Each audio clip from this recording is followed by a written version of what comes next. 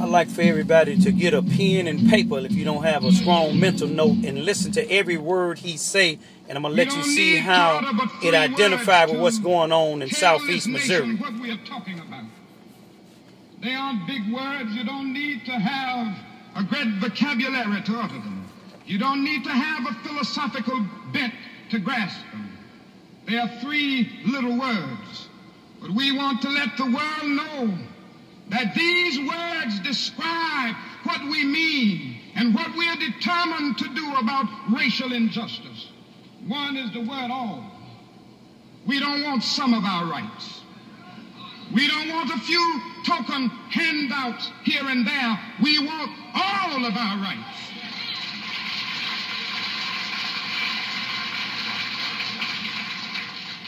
The other word is here. There are some people who say that we need to go back to Africa.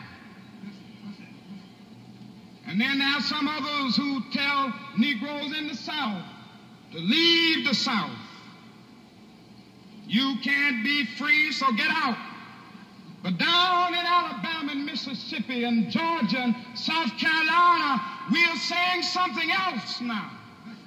We want all of our rights, and we want all of our rights here in Alabama and Mississippi and South Carolina. In the state of Missouri, Charleston, Missouri, southeast Missouri. And then there's a third word. It is the word now. We are not willing to wait 100 years for our rights. We are not willing to wait 50 years for what is ours on the basis of the Constitution of this United States and the authority of God himself. No, we are not willing to wait another 25 years for our rights. We can hear voices telling us to slow up. We can hear voices telling us to cool off. Our only answer in calm, patient terms must be that we have cooled off too long, and if we keep cooling off, we'll end up in a deep freeze. We must go on and say,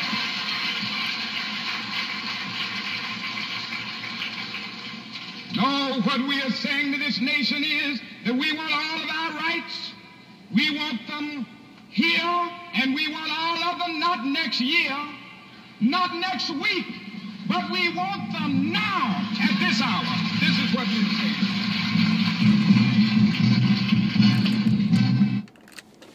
That was the great late Dr. Martin Luther King Jr., who 47 years ago on April the 4th, 1968, he was assassinated, murdered, killed.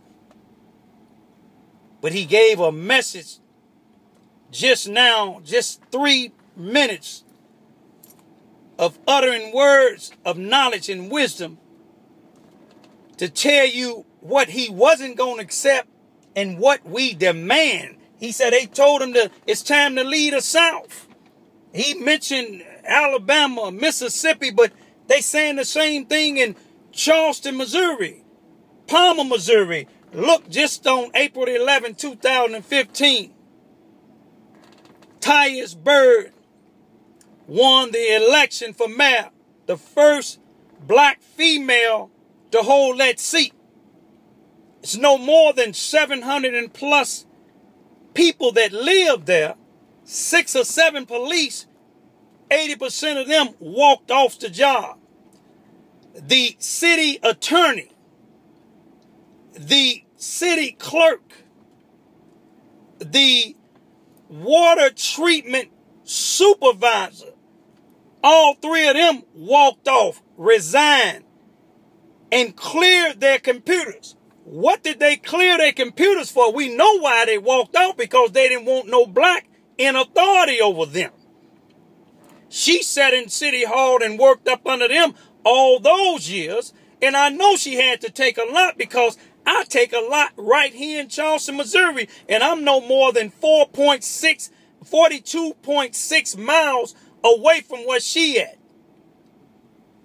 My point is to try to show you they cleared them computers because they know it's a great possibility that the United States Department of Justice, FBI, ATF would come down there and investigate, because discrimination is going on, racial discrimination against a person of color. But you got to remember, you can't blame all police, you can't blame all white people because of what some do. There's no doubt or contradiction that Ku Klux Klan activity is strong and in order down here in the state of Missouri. You see, from 2007 to 2010, at Black Gold Potato Farm, which their main headquarters is in North Dakota, but the one in Charleston, Missouri, I witnessed KKK activity. I reported it to the general manager. Not only did I report him showing that spray painted with black paint, spray paint on trash cans, the word KKK, and then whites using the N-word towards blacks. And I was a supervisor, and I reported to him. He told us that we use it among each other, so why would you be offended if somebody else uses it? This is a general manager that came from Mississippi to down here. Places where Martin Luther King said that they told us to get out, going back up north somewhere. But my point is to tell you, I stood up against them. I told the NAACP president, who's the president now, who's been the president for 20 years here in Charleston, Missouri, I told every one of these preachers in the town, in these churches in Charleston, Missouri, Lester Gillespie know about it. Sherry Maxwell know about it. All these other people that's getting this government grant that's running that Lincoln School, where blacks once upon a time was the only place they can go. They call it the Bowen Center, which is connected to the Charleston Housing Authority, who's ran by Paul Page, another crook who was charged with embezzlement in East Prairie, but he running a predominantly black projects. My point again is, Tyrus Bird need our help universal. My people in Chicago, we know that. It's hard to get help here in Southeast Missouri unless you're going against a black. All blacks that's black, they're not for the cause. You see, Lester, Sherry Maxwell, and all them other leaders, they closed me out of a community meeting on April the 13th, 2015 at about 7 o'clock. I wasn't welcome there. Why wasn't I welcome? Because they had the lieutenant governor from the state of Missouri. They had black attorneys and black officials from Ferguson and St. Louis, Missouri, which is 155 miles north of me. They had them there, and they didn't want them to hear my voice. But you see, they say Sherry Maxwell has done 10 times more than I have done on the west side of Charleston, Missouri. You see, she did a lot, because last year when they had all of them shootings and the mayor closed down the west side of Charleston, Missouri, but not the east side where majority whites live, but the west side where majority black, where was Sherry Maxwell and Lester Gillespie? You see what I'm saying? What I'm trying to tell you is they don't want individuals in positions like Tyrus Bird. They don't want a voice like mine and others that's in Southeast Missouri. You see, they had me doing speeches to the youngsters, the youth.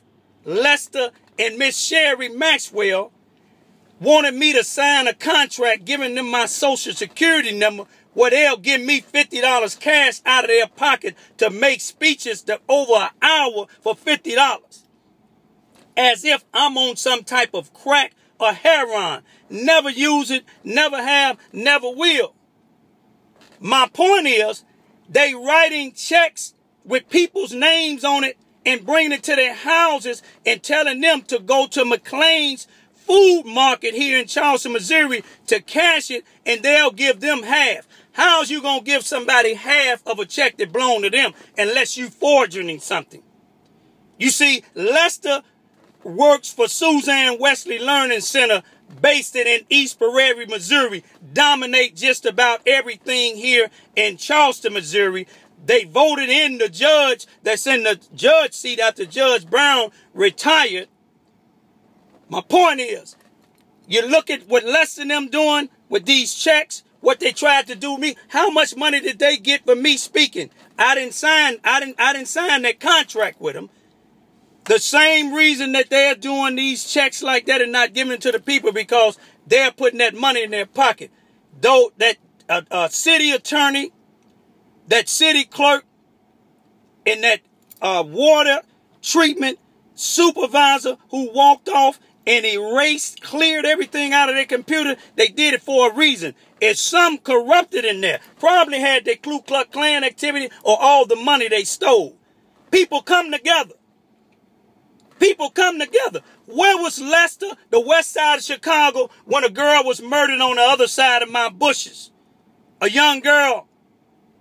Some of my friends, that's Bogans, their daughter or granddaughter, the Greers, they know what I'm talking about. When we had a visual like there, where was they? None of them was there. You know why? When people get murdered in this town, they don't do anything, but they get that grant money.